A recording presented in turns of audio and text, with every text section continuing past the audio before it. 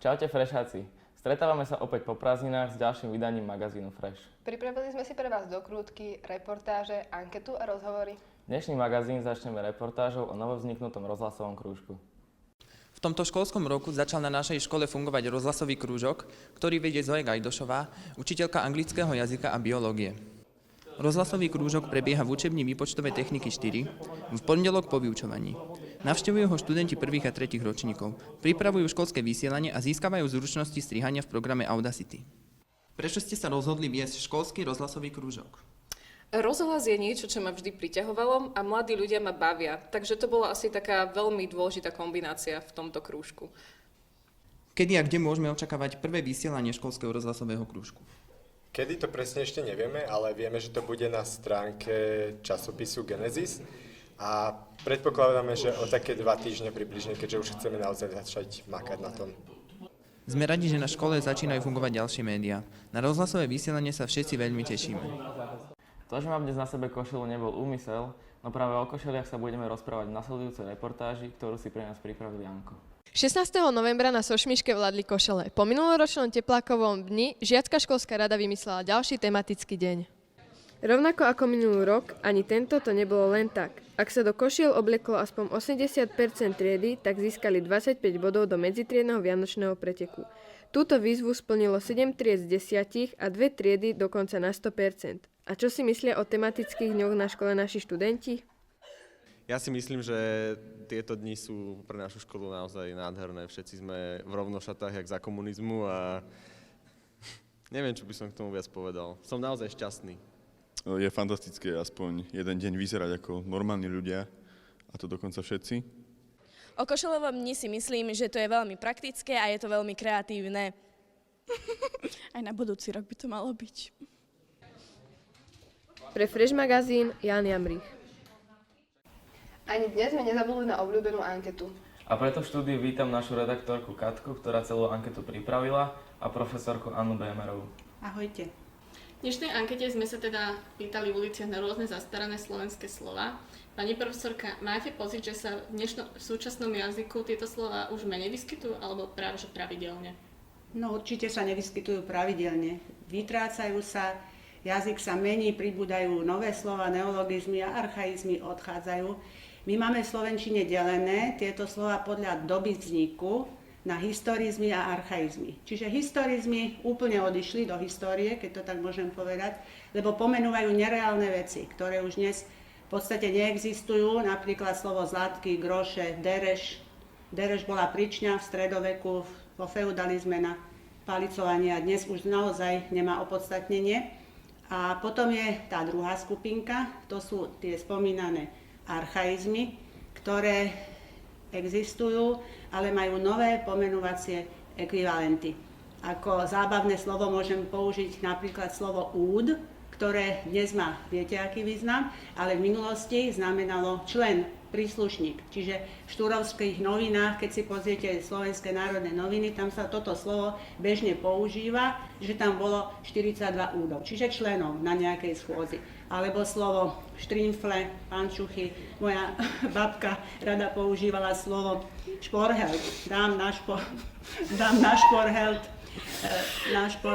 Napríklad zemiaky, alebo teda švábku so šmalcom. Čiže neviem, či by ste vedeli povedať, čo to je, všetci vysvetliť, čo je šmalec, že je to bravčová masť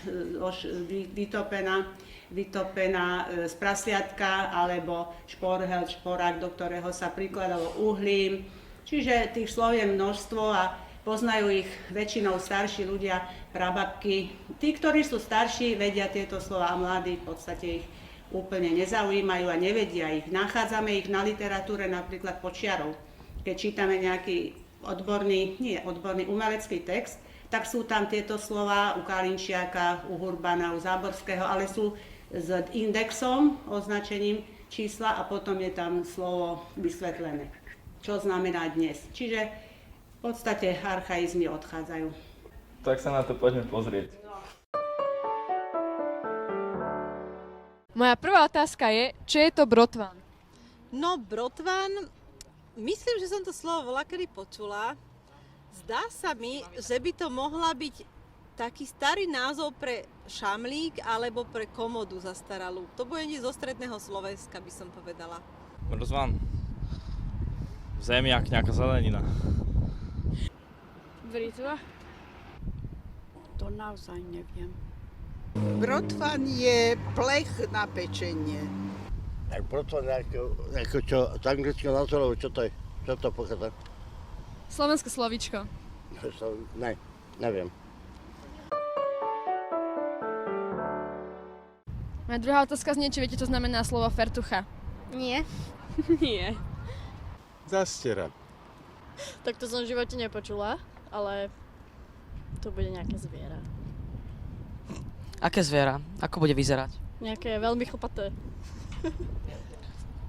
To je zástiera. Nejaké zviera? Neviem. Aké zviera? Fertucha, žaba? Fertucha. Nejaká potvora. Nejaká stará žena. A podľa mňa neviem. Netuším. Vedeli by ste nám povedať, čo je to šnuptichel? Vreckovka. Šnuptichel. To sú také ťažké slova, no. Šnuptichel, to takisto použila moja babka, asi mal šťastie dneska na tie slovíčka. Šnuptichel je vreckovka na smrkanie. Vreckovka, tuším. Dobre, to som nevedela tiež. To som počul. To bude niečo na nechty. Kapesník.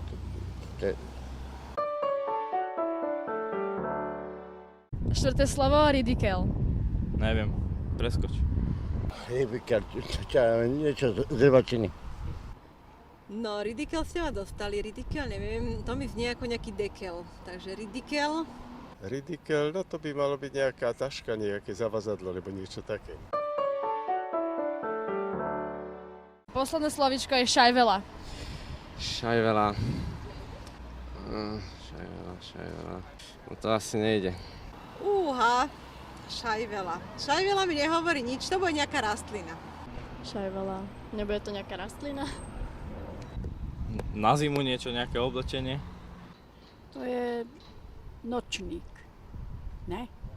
Alebo taký malý ten šamel. Šaviel, to neviem, to je šaviel, to neviem, to nesom Arab. Vy by ste tieto slová poznali? Možno sa na budúce stretneme v uliciach práve s vami. O televíznom štúdiu sa na tejto škole rozpráva už 4 roky a konečne sa blíži chvíľa, keď bude úplne dokončené.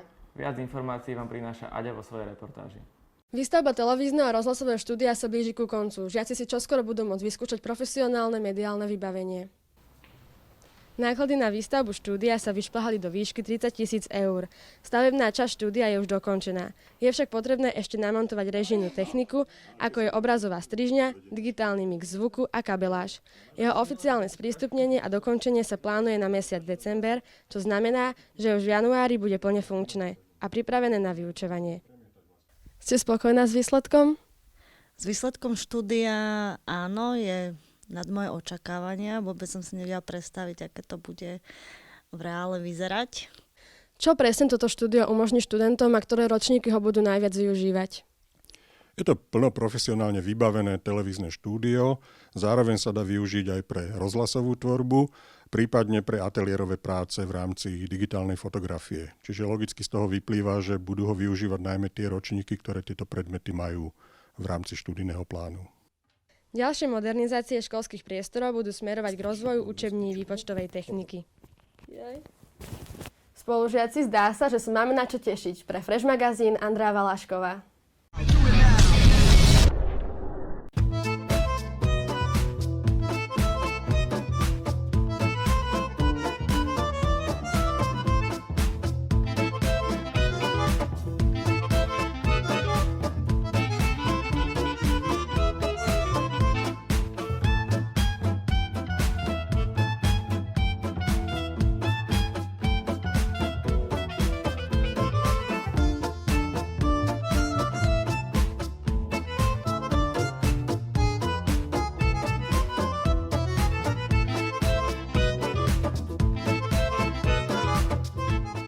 Za mnou nastúpiť. Pozrieme sa na to, čo tu máme, chlapci. No. 5 kg pervitínu. Ja som chcel 6. Čo? Nič. 5 kg pervitínu, to máme 18 343 jednorazových dávok. Ďalej tu máme gram marihuany, to máme 18 544 jednorazových dávok. A domáci zavaraný cícer. Aha, na tie mraky, aha! Hovorili, že nemám pršať. Tam pozriem. A 3 tornáda tam vidím! Chceš byť vtipný?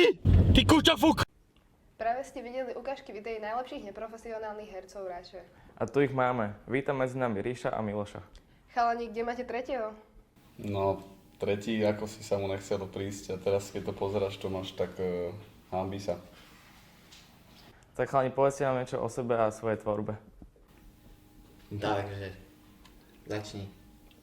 Podľa mňa sa Naked Bananas, ten názov vznikol strašne vtipne, alebo ani to nie vtipne.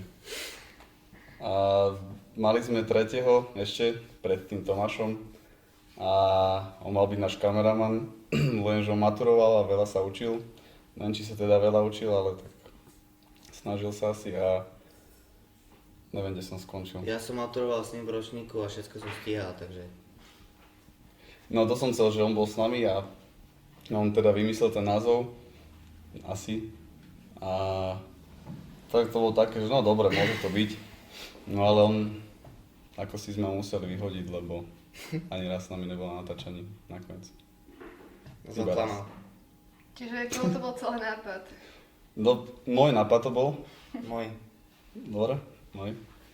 A no ja som zavolal, alebo teda sme sa stretli. A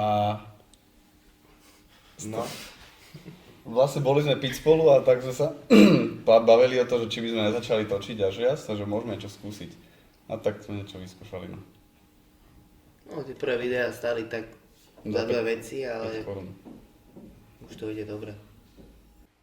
Tak chalani, máte práve niečo rozrobené? Máme, dostali sme takú dobrú lukratívnu ponuku, by sa dalo povedať. Jeden typek nám napísal, že či by sme nechceli u neho na firme natáčať. Ale že mám pár vojenských technik, že pohodička, že čo to bude. My nevedeli, že on vlastne nejaké paintballové haly na Bratislave.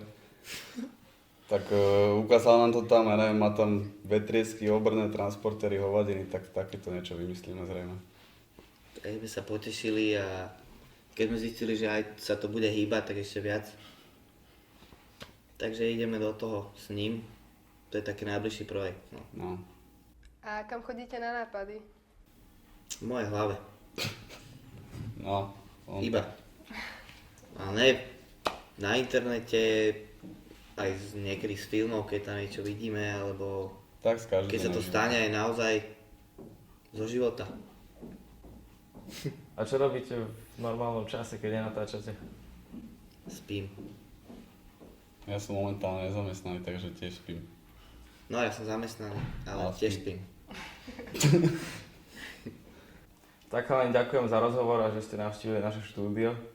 A my sa teraz poďme pozrieť, čo všetko sa dá spraviť s doma županmi.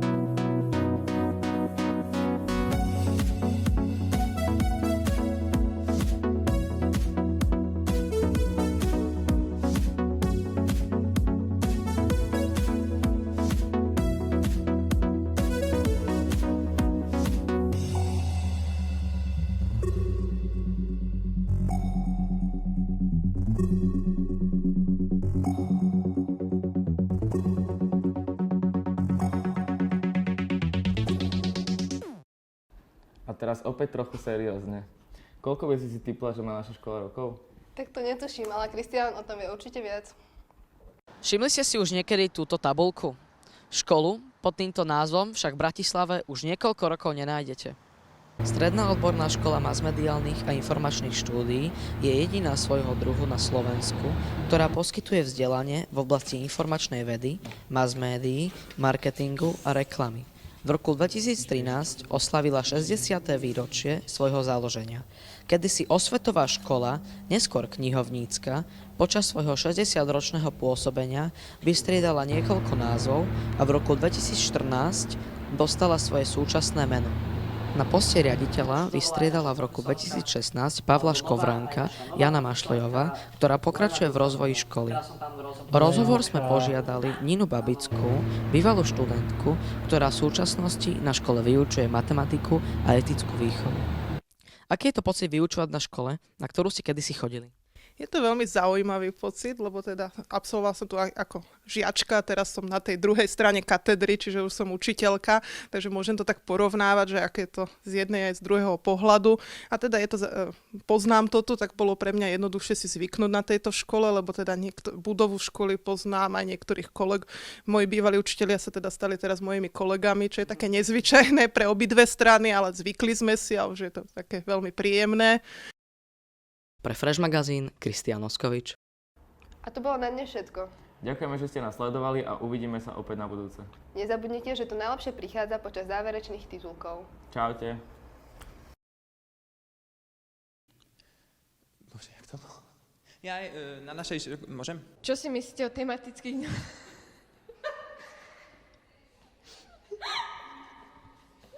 Čo si myslíte o tematických dňoch na našej škole? Sú super. Nie. Túto tabuľku? Nie, ešte raz. Všimli ste si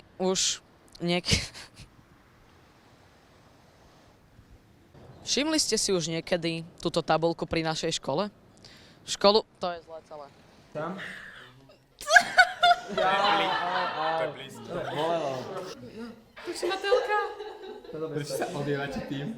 Aby som sa trošku dostala potom, keď budeš na to písať si komentár, tak dáš, že na to tu trošku je veľmi vtipná. Je to veľmi vtipná atmosféra. Vítame vás pri televíznych novinách. To je všetko. Čaute frešáci. Stretávame sa tu opäť Toto nemáme radi. Opäť sme si pre vás pripravili Dnešný magazín začneme A teraz opäť trochu seriózne. Nezabudnite, že tie najlepšie scény sú pri záverečných titulkov. Čaute. Ja som si predstavil tých 42 údov a mňa úplne... Slovo štrínfle, pančuchy. Moja babka rada používala slovo šporhelt. Dám na šporhelt napríklad zemiak.